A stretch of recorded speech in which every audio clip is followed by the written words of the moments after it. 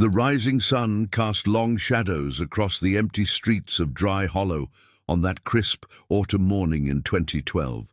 Jessica Mercer pulled her jacket tighter as she surveyed the ghost town from the ridge above. The abandoned mining community sat nestled in a valley of the Appalachian foothills, its weathered structures standing as silent monuments to a mystery that had haunted America's collective consciousness for 4 decades. "We're burning daylight," called out Marcus, her fellow urban explorer, adjusting his camera bag. "You sure this place is worth it?" Jessica nodded without turning. Dry Hollow isn't just another ghost town, Mark. It's the ghost town. 137 people vanished overnight in 1972. No bodies, no evidence of struggle, no explanation. Just gone. Their boots crunched on gravel as they descended toward the town's main street. Weathered wooden signs hung askew from storefronts. A rusted pickup truck sat parked at a tilted angle, its tires long rotted away. Nature had begun its slow reclamation. Ivy crawled up walls and saplings pushed through cracks in the asphalt. "The official story was always that they relocated for some government project," said Jessica, snapping photographs of a storefront. "But they left everything behind. Clothes in closets, food on tables, family photos on walls." Marcus whistled low. Mass hysteria, cult behavior. Theories abound. Some say it was chemical contamination from the mines causing hallucinations. Others point to government experiments. Local legend says something came out from deep in the iron mines. Jessica's voice dropped. But no one really knows. The small group, Jessica, Marcus, and their 2 companions, Elijah and Dana, moved methodically through the town's remnants.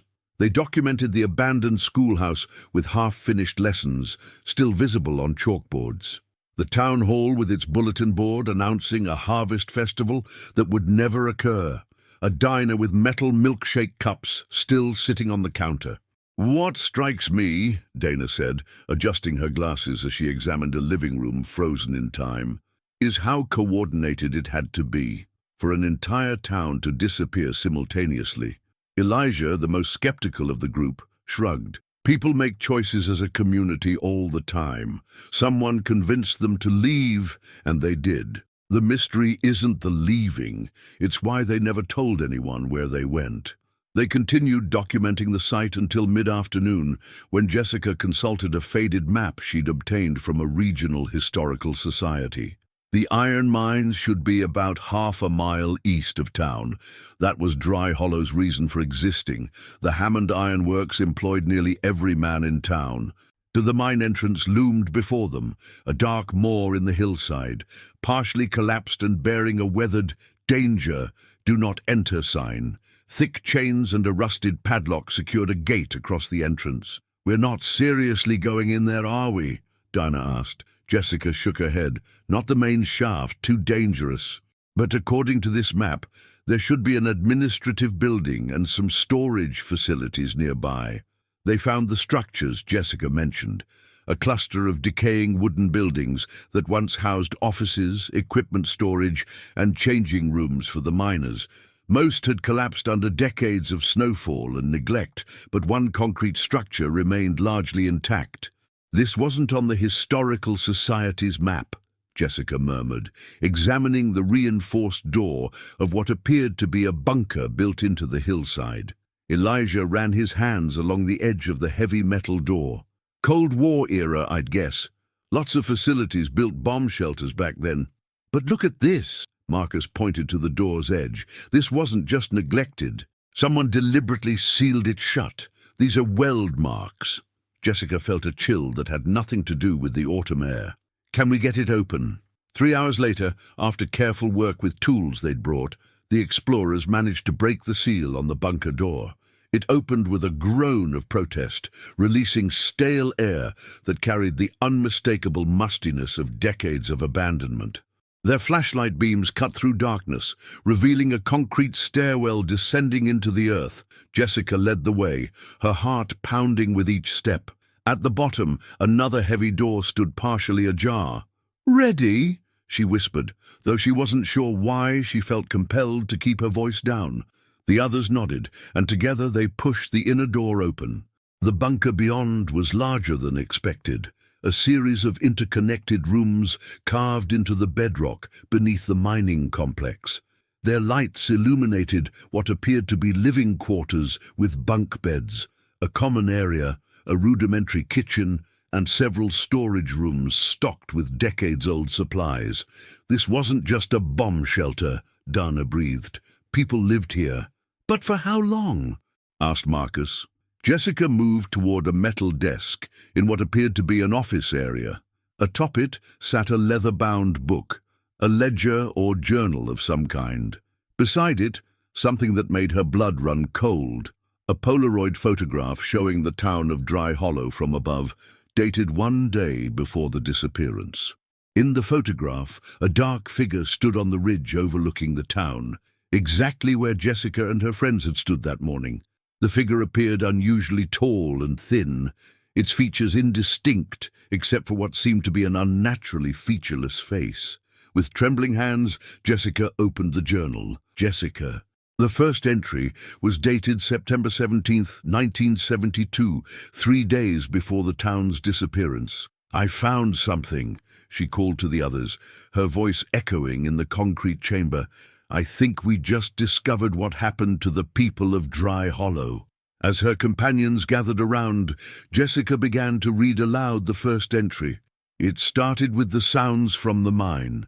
Not normal sounds, not the machinery or the men working, something else, something moving in the darkness beyond the deepest shaft. "Hammond says it's nothing to worry about, just settling rock, but the miners know better. They feel it watching them. And now, some of them have seen it, the man without a face, standing on the ridge, looking down at our town. No one sleeps through the night anymore. We need to make a decision before it's too late." The 4 explorers exchanged uneasy glances as Jessica turned the page, revealing dozens more entries that would finally explain what had happened to the vanished community of Dry Hollow, and why they had chosen to disappear rather than face what was emerging from the depths of the earth beneath them. Jessica's hands trembled as she carefully turned the yellowed pages of the journal. The bunker's stale air seemed to grow heavier with each word she read aloud. September 18th, 1972. 3 more miners refused to enter the deep shaft today. Hammond fired them on the spot, but nobody blames them, not after what happened to Garrett. They found him this morning, staring at the wall, unable to speak. His wife says he hasn't uttered a word since, just draws the same thing over and over, a tall figure without features. Doc Miller says it's shock from the tunnel collapse last week, but there was no collapse. We all know it. Elijah shifted uncomfortably. This could be evidence of mass hysteria. One person experiences something traumatic. Others adopt similar symptoms. "Keep reading," urged Dana, her voice barely above a whisper. September 19th, 1972. Mayor Holloway called an emergency town meeting tonight. More people have seen the figure on the ridge, always at dusk, always watching. The Pearson boy says he saw it near his bedroom window last night. Sheriff Dawkins organized a search party, but they found nothing. Hammond insists the mine stays open, says we're overreacting to shadows and gossip, but I saw the fear in his eyes when Miller described what they found in the new tunnel, the markings on the wall. Not from any tool we use. Something with fingers, I guess. Long ones. Marcus stepped away from the group, shining his flashlight into the darker corners of the bunker. "Look at this," he called out, directing their attention to a wall where dozens of drawings had been pinned up, crude sketches of the same elongated figure, some standing on the ridge, others closer to houses, all with that distinctive, featureless face. "Children's drawings," Dana murmured, studying them closely. "From different hands." The whole town was seeing this, whatever it was. Jessica continued reading. September 20th, 1972. Hammond finally agreed to suspend operations after what happened in the Eastern Tunnel. 3 men went in to investigate the strange sounds. Only Wilson came out, babbling about spaces between the rocks that shouldn't exist, about something following them through those spaces. The mine phones rang for hours afterward, but no one was on the other end when we answered, just breathing and that strange clicking sound. Reverend Pierce says we've disturbed something that was meant to stay buried. Hammond thinks it's gas leaks causing hallucinations. Sheriff thinks it might be sabotage from the union dispute last spring, but we all know better. We've seen it now, moving through town at night. It leaves no footprints. Dogs fall silent when it passes. And the worst part, it's learning, mimicking. Mrs. Gladwell swears she heard her dead husband's voice calling from outside last night. We're making preparations now. The bunker beneath the administrative building was stocked during the Cuban Missile Crisis. It should hold all of us if we ration supplies. Mayor says we go tomorrow night, quiet-like. No communications out. Who would believe us anyway? We'll seal ourselves in, wait it out, however long it takes. Jessica looked up from the journal, meeting the wide eyes of her companions. They came here voluntarily, she whispered, the entire town. But why didn't they ever come out? Marcus asked, moving deeper into the bunker complex. And where are they now? The group split up to explore the remainder of the shelter. The living quarters showed signs of long-term habitation. Personal items carefully arranged, bunk beds with handmade quilts, photos taped to walls. In a makeshift classroom area, children's lessons remained on a chalkboard. Elijah discovered the supply room, meticulously inventoried, but with sufficient provisions for months, not years. They didn't starve, he noted.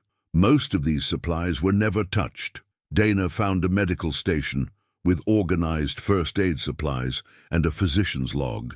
Last medical entry is dated November 3, 1972, she called out. Treatment for minor injuries, vitamin deficiencies, but nothing serious. No outbreak, no mass illness. Jessica continued through the journal entries, which had become the designated record keeper's daily observations of bunker life. October 10th, 1972. 3 weeks underground. The children have adjusted better than the adults. We've established routines, lessons, meals, exercise periods. Strict rationing of supplies. The night shifts report no sounds from outside. Perhaps it's lost interest. Hammond wants to send a scouting party to the surface, but Mayor Holloway overruled him. Too soon, he says. I agree. October 31st, 1972. Hammond led an unauthorized expedition to the surface last night with 4 others. They returned in hours, white-faced and silent. They saw it waiting at the mine entrance, just standing there, as if it knew exactly when they would emerge. No one argues about staying sealed in anymore. Jessica flipped through more pages, scanning entries that chronicled deteriorating morale, minor conflicts over resources, and increasingly desperate discussions about their situation. Then she reached an entry that made her blood run cold. November 15th, 1972. We heard knocking today, not from the entrance, from the wall connecting to the mine shaft. A rhythmic pattern, almost like a greeting. Engineer Collins says there's no access point there, no tunnel that connects. But the knocking continued for hours, and then it spoke. Not with a voice exactly, more like thoughts appearing in our minds. It knows our names, all of our names. The next several entries detailed escalating phenomena, objects moving when no one was watching, lights functioning without power, and most disturbingly, residents reporting dreams of endless stone hallways that felt more like memories upon waking. December 1st, 1972. Reverend Pierce says we've been chosen. That's why it hasn't harmed us. He's organizing a group to communicate with it. Hammond tried to stop them, locked them in the storage room, but the locks opened themselves. 17 people followed Pierce into the mines tonight. We sealed the access point, but we can hear them moving in the walls now. Sometimes they call to us using our children's voices. Marcus called from deeper in the bunker. Guys, I found something. The others hurried to join him in what appeared to be the farthest room from the entrance, a storage area that had been converted into some kind of shrine. Candles, long burned out, surrounded a crude opening in the wall where the concrete had been painstakingly chipped away to reveal the natural rock of the mine beyond. Carved into the exposed stone were hundreds of intricate symbols, unlike any writing system they recognized, and at the center, a single Polaroid photograph showing all 137 residents of Dry Hollow standing in neat rows before the shrine, their expressions serene. The final journal entry, dated December 25, 1972, consisted of only 3 lines. "It has shown us the way through. What lies beyond is beautiful and terrible. We go willingly into the spaces between." Silence enveloped the 4 explorers as they stared at the shrine-like structure and the disturbing photograph. The implications were almost too terrifying to voice. "They went into the mine willingly," Dana finally whispered. "All of them." "But that's impossible," Elijah countered, his skepticism finally wavering. "There's no connecting tunnel large enough for 137 people to pass through. And where would they go? The Hammond mines were thoroughly mapped." Jessica traced her finger over the strange symbols carved into the rock. "These markings, they're not random. It's a pattern that repeats, almost like instructions." Marcus, who had been unusually quiet, suddenly spoke up. "Has anyone else noticed that it's getting colder in here?" His breath now visibly clouded in the air before him, though the bunker had been mild when they entered. A soft, rhythmic sound reached their ears, faint but unmistakable, knocking from within the wall beside the shrine. "We need to leave. Now." Elijah grabbed his backpack, already backing toward the exit. "Wait," Jessica held up her hand. "Listen." The knocking had changed, becoming more distinct, not random, but patterned. 3 short taps, 3 long, 3 short again. "That's Morse code," Dana realized. "SOS. Someone's alive in there?" Marcus moved closer to the wall, pressing his ear against the cold stone. "Hello? Can you hear us?" The response was immediate, more precise knocking, too complex and rapid to be random noise. Jessica fumbled for her phone, opening a Morse code translator app she'd downloaded for a previous exploration. She held the device near the wall, recording the sounds. "It says, 'We are still here, we are waiting, open the way.'" Her voice shook as she read the translation. "This is insane," Elijah insisted. "There's no way anyone could survive in a sealed mine shaft for 40 years. The temperature continued to drop precipitously. Their flashlight beams seemed to dim, though the batteries were fresh. Something shifted in the atmosphere of the bunker, a heaviness, a pressure building in their ears. "Do you feel that?" Dana whispered, clutching her head. "Like something's pressing against my thoughts." Images flashed unbidden through Jessica's mind, stone corridors stretching impossibly far, openings in rock that seemed to fold inward, geometric patterns that hurt to look at directly. She hadn't imagined these scenes. They were being projected into her consciousness. "We're experiencing the same thing they did," she gasped, fighting against the intrusion. "Whatever affected them is still active." Marcus had fallen to his knees before the shrine, his eyes transfixed on the opening in the wall. "It's beautiful," he murmured.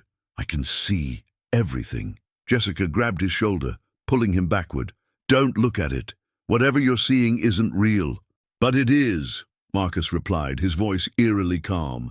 "More real than anything. They didn't die, Jess. They transcended, became something more." A fine dust began to drift from the ceiling as the knocking intensified, now coming from multiple points within the walls. The concrete floor beneath them vibrated with each impact. "The structural integrity is compromised," Elijah shouted over the noise. "This whole place could collapse." Jessica made a split-second decision. Grab everything you can. The journal, photographs, any documentation. We're leaving. As they frantically gathered evidence, Jessica noticed a metal lockbox partially hidden beneath the desk where she'd found the journal. She pried it open to find a handheld voice recorder, an old cassette model from the 1970s, and several labeled tapes. "Final Testimonies," read the label on one, "Mayor's Address" on another, and most chillingly, one simply marked, "Its Voice." She shoved everything into her backpack as chunks of ceiling began to fall around them. The shrine's opening was expanding, cracks spreading outward through the stone like searching fingers. "Run!" she screamed, pushing Dana toward the exit as the lights on their helmets flickered and died. They fled through the darkening bunker, using phone flashlights to navigate the increasingly unstable structure. Behind them, the knocking had become a thunderous pounding that shook dust from every surface. "Marcus!" Jessica realized her friend wasn't with them. "Where's Marcus?" Elijah grabbed her arm as she turned back. "He was right behind me." A distant cry echoed from the direction of the shrine room. Marcus's voice, but distorted somehow, as if coming from much farther away than physically possible. "We have to go back for him." Jessica struggled against Elijah's grip. "It's too late," Dana shouted as a support beam crashed down nearby. "The whole back section is collapsing." They barely reached the entrance stairwell before the ceiling of the main room gave way entirely. Choking on dust and debris, they stumbled up toward the surface, the sounds of destruction following close behind. Outside, the autumn afternoon had given way to dusk. They collapsed on the ground several yards from the bunker entrance, watching in horror as the hillside above it began to sink, the earth collapsing inward as if being pulled from below. "Marcus," Jessica sobbed, staring at the destruction. "We left him down there." "There was nothing we could do," Elijah said, though his voice carried little conviction. The ground continued to shift and settle for several minutes before finally growing still. An unnatural silence descended upon the abandoned mining complex. "We need to call for help," Dana said, reaching for her phone. "Search and rescue." "No signal," Elijah reported, checking his own device. "We'll have to hike back to where we parked." Jessica remained fixated on the collapsed bunker entrance. "They'll never believe us, and by the time they excavate, any evidence will be buried under tons of rock." "Not all the evidence," Dana reminded her, pointing to Jessica's backpack where the journal and cassette tapes were safely stored. As the three shell-shocked explorers gathered their remaining equipment and prepared to leave, Jessica noticed something on the ridge above the town. A silhouette standing motionless against the darkening sky. Tall and thin, with proportions that seemed subtly wrong. She blinked, and it was gone. "Did you see that?" she asked, her voice barely audible. Neither of her companions responded, already moving down the path toward town. Jessica lingered a moment longer, staring at the now empty ridge. Then she noticed something odd about their footprints in the dust. There were 4 sets leading toward the bunker entrance, but only 3 leading away. The 4th set, which she recognized as Marcus's distinctive boot tread, did something impossible. Halfway between the bunker and where they now stood, the prints simply stopped, not gradually fading, but ending abruptly mid-stride, as if he had suddenly ceased to exist, or had gone somewhere else entirely. With trembling hands, Jessica removed the cassette recorder from her bag and inserted the tape labeled "Its Voice." Her thumb hovered over the play button as a cold wind swept down from the ridge, carrying what sounded almost like distant, echoing laughter. Some answers, she realized, might be worse than the questions that spawned them. She pressed play. The cassette whirred to life, filling the darkening air with the hiss of aged magnetic tape. For several seconds, only static emerged. Then a man's voice, steady but underlined with unmistakable tension. "This is Mayor Robert Holloway of Dry Hollow. Date is December 24th, 1972. I'm recording this for whoever finds our shelter. If you're listening, then you need to understand what happened here." A pause, followed by the sound of paper rustling. It began in August, when the miners broke through to a new cavity deep in the eastern shaft. Hammond pushed them to expand operations despite the unusual readings from the geological survey. The cavity wasn't natural, the walls too smooth, the dimensions too precise. They found the first markings there, similar to what we've now carved here in the bunker. Jessica's blood ran cold as Holloway continued, his voice growing increasingly agitated. By September, the phenomena were undeniable. Equipment malfunctions, unexplained sounds, and the figure on the ridge, what some of us called the Observer. It watched us for weeks before making contact. Another voice interrupted, older, authoritative. "Tell them about the voices, Bob." "That's Hammond," the mayor clarified. "Yes, the voices started in late September. Not audible, not exactly. More like thoughts that weren't your own, appearing fully formed in your mind. At first, they were just questions. It was curious about us, our lives, our perceptions. Jessica glanced anxiously at Dana and Elijah as they huddled around the small recorder. In the valley below, the abandoned town of Dry Hollow was being swallowed by evening shadows. The recording continued. Reverend Pierce was the first to truly communicate with it. He described it as a revelation, a higher intelligence that existed in what he called the spaces between. Not just between physical spaces, but between thoughts, between moments of time. A new voice joined the recording, presumably Reverend Pierce, his tone fervent with religious conviction. It showed me the truth. We perceive 3 dimensions because that's all our minds can process. But reality has many more. It exists in those extra dimensions, watching, learning, and now it's offering us passage. Offering or demanding? Hammond's voice challenged. Both, Pierce admitted. It needs us as much as we need it. Our consciousness, our perception. We're like lenses through which it can see new aspects of existence. Jessica paused the tape, her hands shaking. This sounds like some sort of interdimensional entity, something non-human that made contact through the mind. Or mass psychosis triggered by toxic gas exposure, Elijah countered, though his skepticism had considerably weakened. Miners often encountered pockets of hallucinogenic gases. Dana shook her head. That doesn't explain what happened to Marcus, or what we all experienced down there. Jessica pressed play again. Mayor Holloway's voice returned. By December, we were divided. Some, like Reverend Pierce and his followers, embraced the entity's invitation. Others, like Hammond, wanted to seal the mine and leave town entirely. But it was too late for that. It had spread throughout Dry Hollow, in our homes, our dreams. Children reported seeing it standing over their beds at night. The Wilkins dog disappeared, then returned 3 days later, different somehow, watching us with too much intelligence in its eyes. A commotion could be heard in the background of the recording. Raised voices, something heavy being moved. They're preparing for the crossing now, Holloway explained, his voice lower, more urgent. Pierce convinced most of the town. They believe it's salvation, ascension to a higher plane of existence. Hammond tried to stop them, but a heavy sigh. They locked him in the supply closet.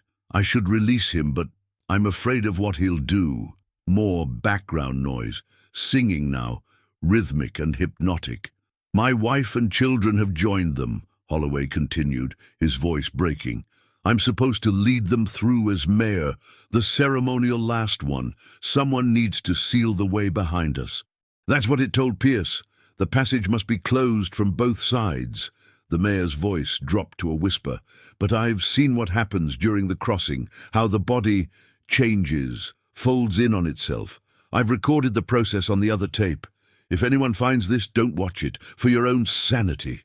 The singing grew louder, punctuated by what sounded like rhythmic tapping on stone. They're calling me now. The passage is open. I need to go, but first, a long pause. If you found our shelter, if you're hearing this, then you need to know. We weren't the first. The entity showed Pierce images of other crossings throughout history, other communities, other civilizations it had contacted. This has happened before. It will happen again. The final words came in a rush. It knows I'm making this recording. It's allowing it because it wants to be found again. It needs new perceptions, new minds to... The recording cut off abruptly. In the ensuing silence, Jessica and her companions stared at each other, the implications too horrifying to voice immediately. There's another tape, Dana finally said, pointing to Jessica's bag. With reluctant fingers, Jessica extracted the cassette labeled Final Testimonies and inserted it into the player. Immediately, multiple voices emerged, townsfolk recording brief messages, some tearful, others exultant, all describing what they'd seen and why they'd chosen to follow Pierce. A woman spoke of beautiful geometries that existed between moments of time. A man described entities that lived inside solid matter, watching us through the spaces between atoms. A child, no more than 7 or 8, calmly explained how the tall man showed me that our bodies are just the shadows of what we really are. The final testimony belonged to Hammond himself, his once authoritative voice now trembling with resignation. They're all gone now, all 136 of them. I watched them walk through that tear in reality, their bodies. Christ, their bodies shouldn't have been able to move that way, to fold like that, but they did. And their faces as they went through, ecstasy and agony all at once. A bitter laugh. They left me to close it, the irony. Me, who fought against this madness from the beginning. It has to be sealed from both sides, they said. Someone has to stay behind. They chose me because I resisted the longest, because I'm the only one who might actually do it. His voice hardened. So, I will. I'll seal their precious gateway, but not the way they expect. I'm going to collapse the entire Eastern Tunnel system, bury that thing so deep no one will ever find it again. The dynamite's already in place. A long pause then. If anyone ever hears this, I'm sorry I couldn't save them, but maybe I can stop it from happening again, from finding more of us. Just, if you're exploring these mines, if you find anything with symbols carved into the stone, strange geometries that hurt to look at, destroy it, fill it in. Pour concrete, because it's still out there in the space. If you want to hear the rest of this story, please leave a comment on this video and subscribe.